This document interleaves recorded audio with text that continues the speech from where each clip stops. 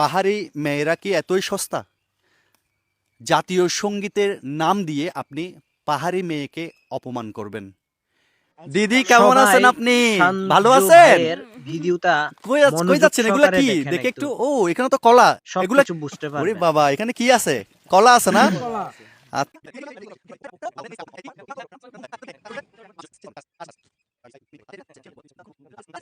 আসলে ওনাদেরকে দেখে অনেক কিছু শিকার আছে।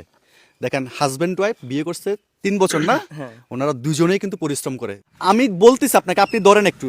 না দাদা, হানিফ ভাই এদিকে আসেন তো, ধরেন। একটা কলার দাম,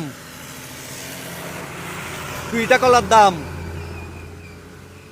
3টা কলার দাম, 4টা কলার দাম। এই যে আপনাকে বল, পাহাড়ি মেয়েরা কি এতই সস্তা?